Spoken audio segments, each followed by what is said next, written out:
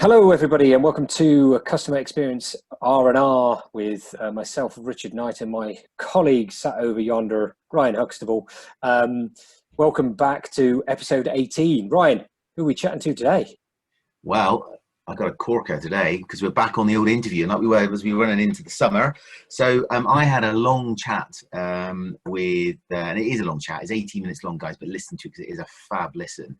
With a chap called Guy Arnold. Now, Guy is the creator and owner of a model called Slow Selling. He has a great book out as well. I will show you a copy there. Look. Slow Selling Guy Arnold. There we are. A little bit of a plug for him. But Guy talks about his model for really great sustained customer experience. Guy spends a lot of his waking moments helping hospitality businesses improve their customer experience. And he talks about four things really: belief, emotions, that drive actions and results. So the belief and the emotions, if you believe in looking after your clients, that will drive your actions and your results. So let's take a look and see what he's got to say. Fantastic. Here we go. So good afternoon, Guy. Thank you for joining me to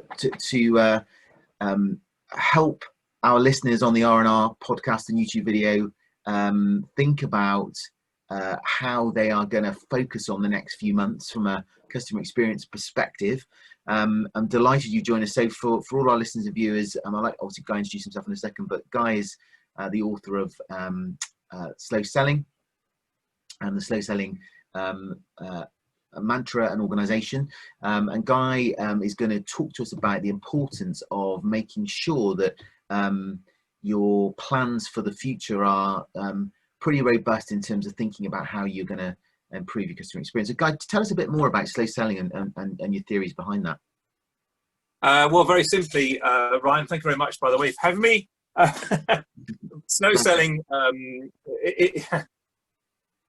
I like the phrase slow selling because people always go, what the hell do we want to be doing slow selling for? We want to be doing fast selling. We want to sell as much as we can. So it immediately gets people to start questioning things, which is always a good thing. But slow selling is about realizing that you don't ever really sell to anything to anyone. People buy from you because of the way you have acted in all of your previous, in everything that you do, shall we say. So you want to slow down and stop trying to sell stuff to people and start instead focusing on making customer reputation, customer loyalty, a customer experience, or whatever phrase you want to use, making that as the key driver for every process in your business, which takes time and it needs to be done step by step, and slowing down enough to do that so that when customers come into your radar, they want to buy from you quickly, they want to buy lots and lots from you, and they want to rave about you behind your back to their friends. So it's about slowing down to do it right so that you get fantastic results. So it's almost that old mantra that my grandma used to use, Guy, where she used to say to me, Ryan, more haste, less speed, so to speak.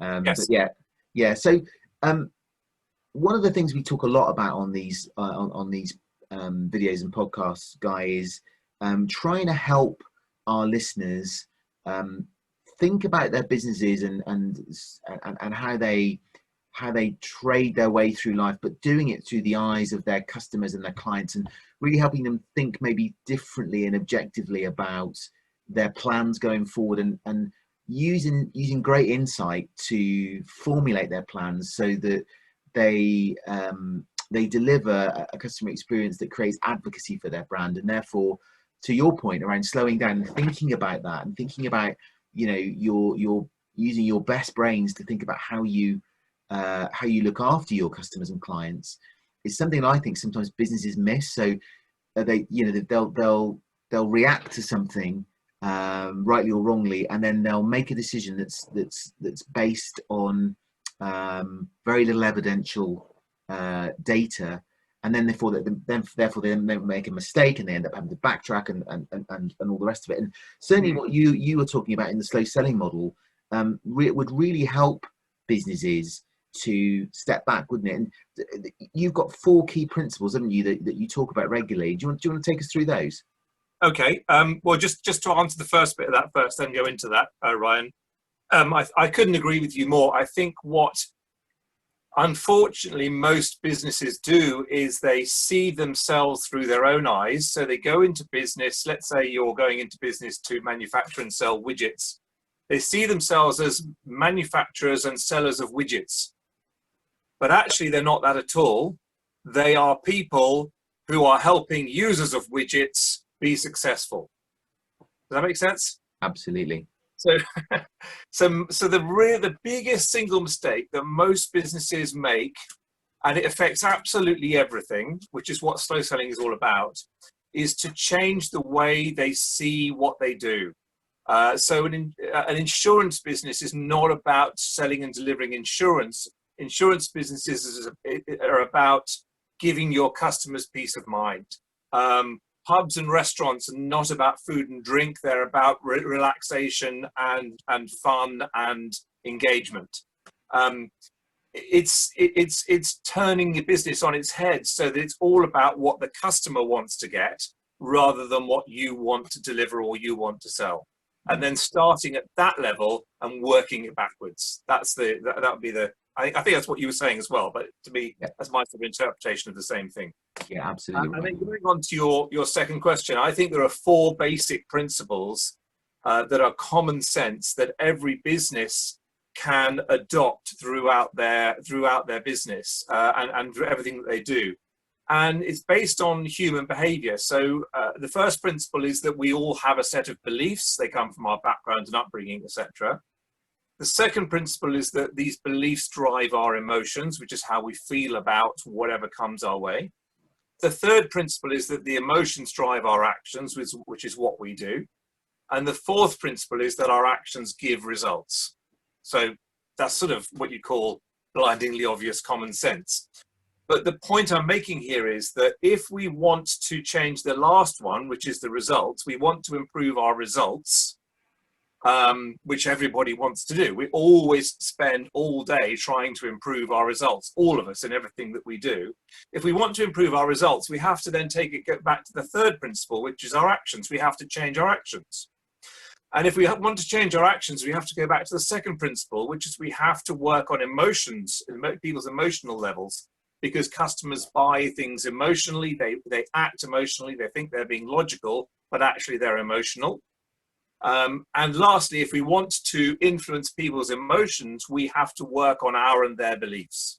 So we have to make sure that we are approaching the business with a belief that we are here to do exactly as we just talked about. We are here to get the right result for the customer. And if we do that really well, then they will want to buy from us, rather than we're here to sell stuff to the customer and we also ought to try and do it fairly well because, that's the right way to do business. So it's about changing our beliefs, which means that everybody changes their emotions, which everybody changes their actions, which means we get much better results at the end of the day. So that's a very, very quick summary of a whole book. But brilliantly done.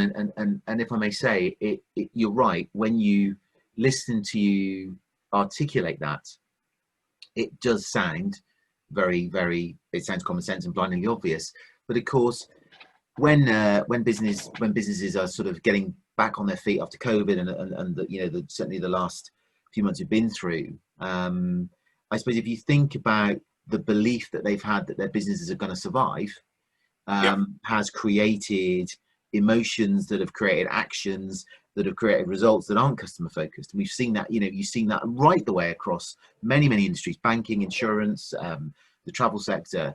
So your point is really on the money, if I may say so, because I think as that sort of business stability comes back, I see it in my clients, and I've certainly seen it in my own business. There is an inherent belief that actually, you know what, this could be okay. I'm feeling all right about that now. Therefore, my actions are going to be much more positive in terms of how I interact with my clients and my people. And interestingly, the business is picking back up, so the results are coming.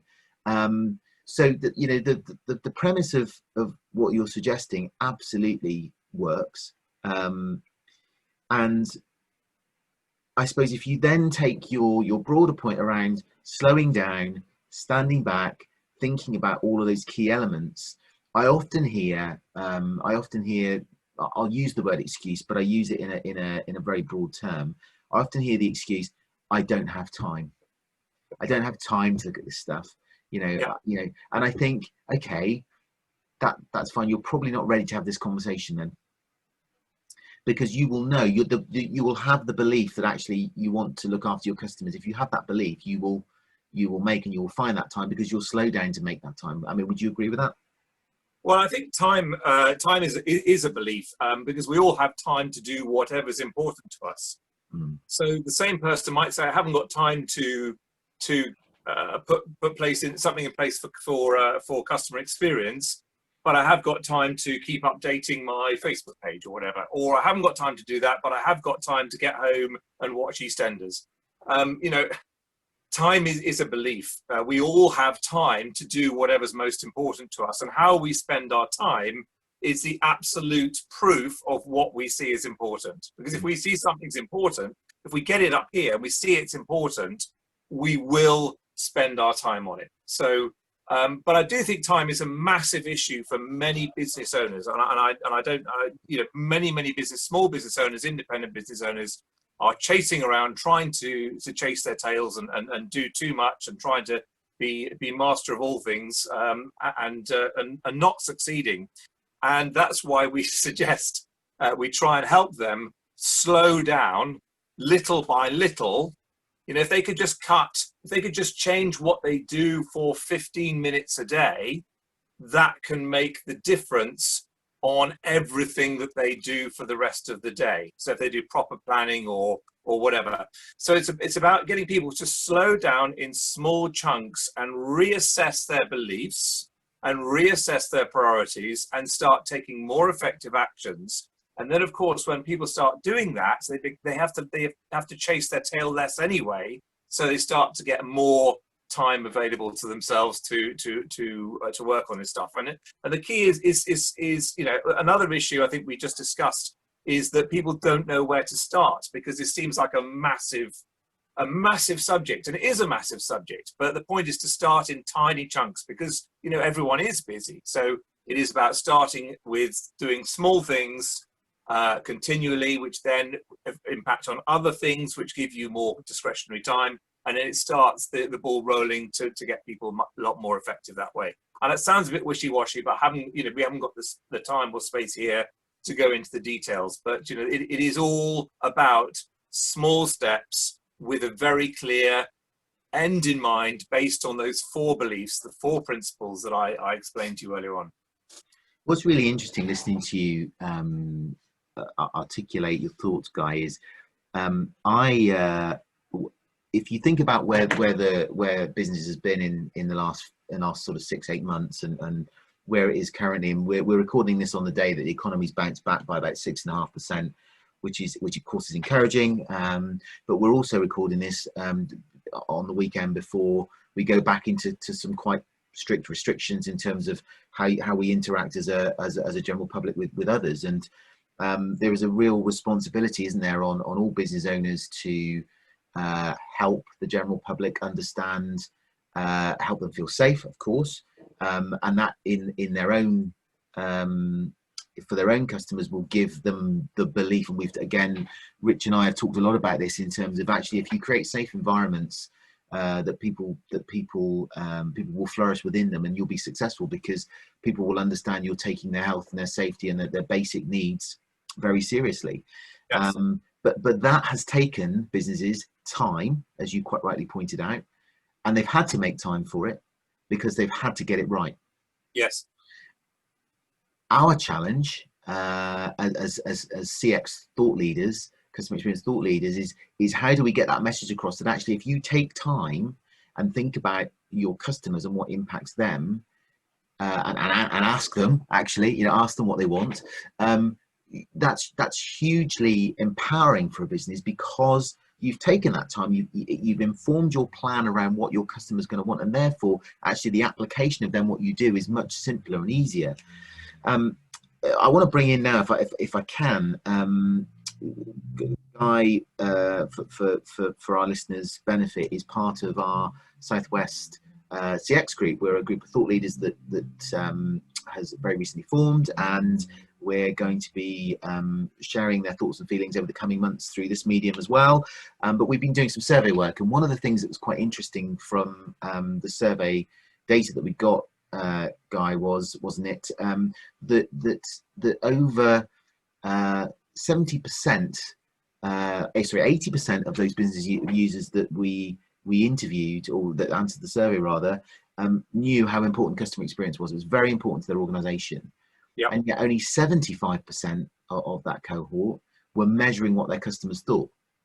So, and I, you know, my thoughts on that are, it will come back to exactly what we've been talking about. There will be a reason why they're not doing it, and that will probably be because they don't know, they don't think they've got the time. There might be a worry around what does that cost to get that to get that information, and they probably don't know where to start actually. Yeah, completely agree. It's interesting how quickly businesses can change when they don't have any alternative. It's been very good example with the COVID problems recently. But I think it's really simple on customer experience. You know, it's common sense that customer experience is critical to a business. Whether a customer wants to buy more, whether they want to be loyal, and whether they want to recommend a company or slag it off behind their back is going to determine the future of that business. And that is CX. That's what CX is. So in order to influence CX, you have to understand CX. And in order to understand CX, you have to listen to your customers. So it's absolute common sense, yeah. But it is so difficult for businesses to tear themselves away from the day-to-day of what they're doing, and totally understand it's difficult. But my advice would be, you know, do it in small steps. Start with just trying to understand your 10 most valuable customers this month. Start with that, you know, and that will tell you enough to be able to say, wow, we need to spend more time on this. This is a really valuable exercise. Then you start, maybe next month we'll understand 20 more. And maybe the month after we'll start to build in some ways of keeping them more loyal and listening to enhancements about our processes that we need to do because of what they've told us. So the key is to start small and to understand the value for each of the businesses, because, you know, everyone's busy and tied up, etc., etc. And then once they start to see the value, they will naturally want to do more, and they need to trust. This is easy for me to say, isn't it? They need to trust people like you and me more. Yeah. But to be able to say, look, I really want to do some work on this area, but I can only afford 200 quid a month. And that's fine. That's okay. Let's sit down and work out what we can do to help businesses like that in small steps. You know, maybe 200 quid a month, maybe £2,000 a month, maybe £20,000 a month. That depends on the size and the profitability of the business. But for customers to have the courage to say, yeah, I get it, I understand it. I'm struggling with time. I don't know if I can afford any help. I don't know where to start. Please, you know, look, come and help us. And we then also need to respect that and say, sure, we'll just do it in tiny steps to help you, 1 week at a time, 1 month at a time, whatever works for you, we'll do it that way. So, you know, both of us need to be very, very mindful of those issues. Guy, it has been an absolute education as always. I love listening to you speak. For those of you who want to hear more about what Guy does, I don't know if you can see that book, Slow Selling. You can't see it right there. You are. Slow Selling. Oops, my camera's not working very well, but it's called Slow Selling by Guy Arnold. We put that plug in there for you, Guy. Please go and seek that out. But again, it's been really great to talk to you today. Thank you for giving us some time and sharing your vast knowledge about this amazing world of CX that we all love. And yeah. Thank you very much. Thanks, Guy. Thanks for having me. Pleasure. So, wow, what a great interview that was. Loved hearing about the slow selling side of things, because immediately you think, slow selling, is that right? Can he be talking about the right thing? But it all makes a lot of sense, doesn't it, from a customer experience point of view? Yeah, I think it does. You listen to what Guy has to say, and you can see the passion and the enthusiasm that he has for his subject matter. And this point around what I really enjoyed listening to him talk about, Rich, was when he was talking about when he meets people that they don't really know where to start, and he says that they either not got the time, they've not got the money, they don't know where to start, they think they've got to rush into it. So having those 4 key steps around the belief in what you're doing, the belief, of course, drives to your emotions and your actions, and therefore your results. And I thought that was really powerful when he talked about those 4 key steps. Yeah, absolutely. And I think it also fits in nicely into that sort of perception that we have as business owners about what we deliver, and being able to take time, slow stuff down, look at what we're doing, and spend time getting to know what our customers want, how they're feeling, how they're reacting to the certain situations we find ourselves in the moment. Because if we have that sort of insight, we can, as he suggests, we can work on the emotional connection with our customers, and the results and actions that come out of that are actually based on their needs rather than so much our needs. So yeah, we're not just selling a widget, we are selling something else to these people. We are enabling them to use a widget in the right way, as he commented on. So I thought that's a really great way of thinking about it. And it sort of comes back to Simon Sinek's reason why, the golden circle. What's the center of everything? Why do you do what you do rather than what do you do? In terms of selling a widget. So yeah, some great connections there, and I thought it was a really, really good interview. So thank you, Ryan, for spending some time and having a chat with Guy. My pleasure. I'm sure he would love to hear from anybody who'd like some more information about that. So please do get in contact with Guy. He's on LinkedIn, isn't he? He is, Guy Arnold, yeah. Guy, Slow Selling. So you get in contact with Guy, buy his book. He's a great guy. Great guy. Guy's a great guy. See what I did there? Love that. Listen, episode 18 next week. What are we going to talk about there then? Episode 19. 19. We've just done 18. Oh, we're nearly on to into the 20. That's going to be exciting. We could have some sort of party virtually. Yeah. 19. What are we going to talk about next week? God, blimey. This is going to be an exciting week, I think, in terms of what's going on for businesses in terms of the COVID situation, but also I think in terms of where we find ourselves. What's your plan? Well, I think we should be talking about a very innovative new tool that has been developed down in these parts, about seeing how customer focused your organisation is. So I'll leave you with that little teaser. Great. Well, we shall see you all next week. Have a great week, and please do like, share, comment about the video, and we'd love to hear any comments you have about what we're saying, if you'd like us to talk about anything in particular. So do let us know. I have been Richard Knight. And I've been Ryan Huxtable. Have a great week, guys.